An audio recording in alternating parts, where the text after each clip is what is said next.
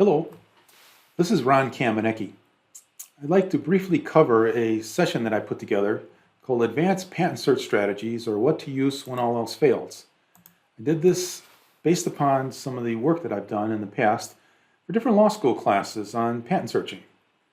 And like students in law school, no prior knowledge of patent searching is necessary, and indeed no prior knowledge about the law is necessary. We'll be focusing mostly on the technical aspects of doing a patent search.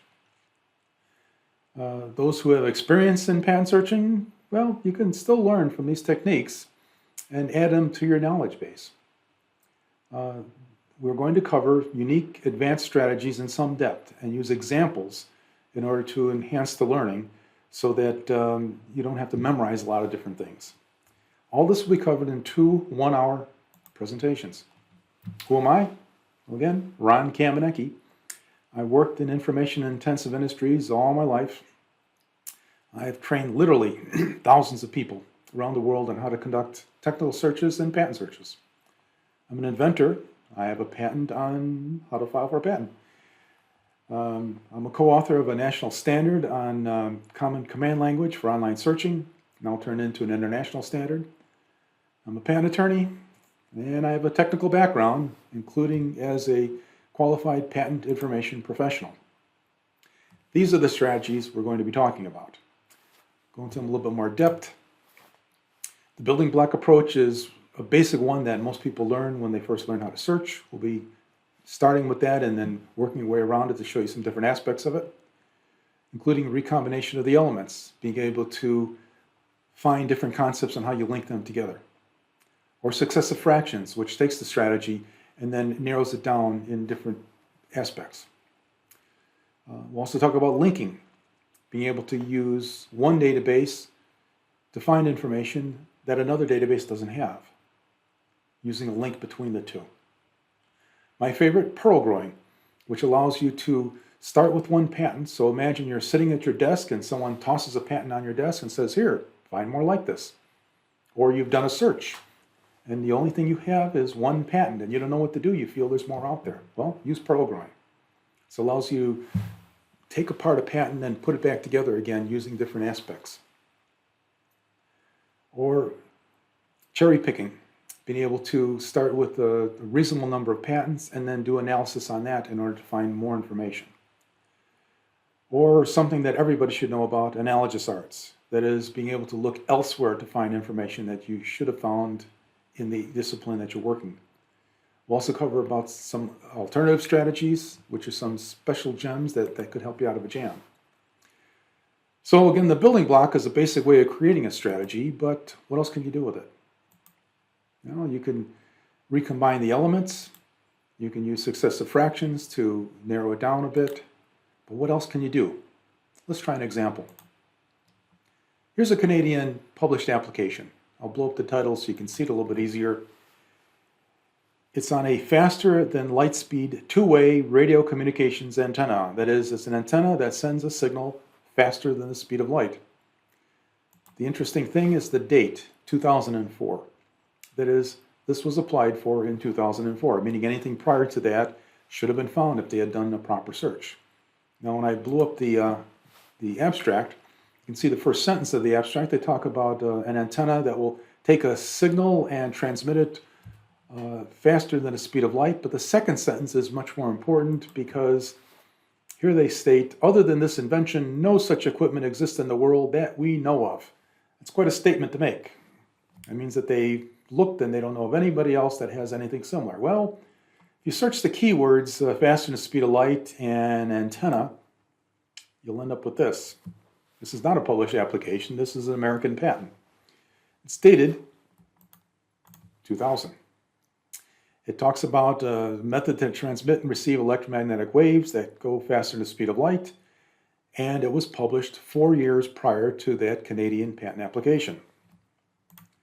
So what went wrong? Well, somehow the applicant for the Canadian patent application missed this very obvious U.S. patent. The U.S. patent granted 4 years before the Canadian one, so it was available. It was out there. They just didn't find it. Keywords in both documents were very similar. The class codes were very similar. They were both HO1B in terms of the International Patent Classification Codes. So how could they have missed it? Well, it's hard to tell what went on without doing more research, but what else could they have done? Well, they could have created a list of concepts and then used the building block approach to focus the retrieval a bit. Maybe narrow down the concepts using successive fractions or even recombination of the elements. They could have found the best hit that came out of this particular search, and then use pearl growing to supplement the search terms, or else use cherry picking if they had found multiple ones. So there's a lot of things that they could have done. So let me give you an example of what I did do. I used pearl growing. That is, I looked at the 2000 patent, the American patent, and I looked at the backward citations to see what they cited, and then I looked to see who else has cited the same items. So I did a backward and then a forward search just on that, and I ended up with this one. This is a 2002 published application. Notice the title is Communications with Minimized Propagation Delay. You have to read the abstract to see what they're talking about. In the abstract, it's a method that reduces delays of communications where at least part of the path is faster than the speed of light. So again, faster than the speed of light, and it's a propagations delay is how they phrased it.